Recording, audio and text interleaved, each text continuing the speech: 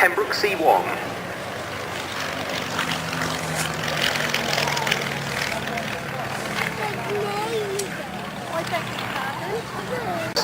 Longer wingspan, type being capable of carrying 8 passengers.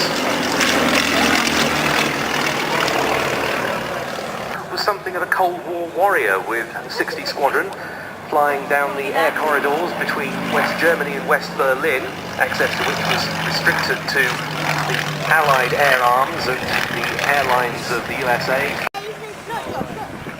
A very nice topside pass for the photographers here from Andrew Dixon.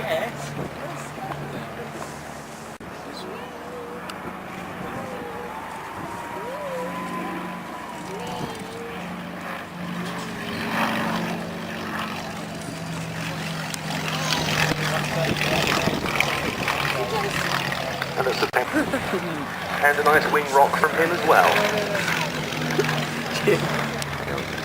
Not quite reaching the same angles of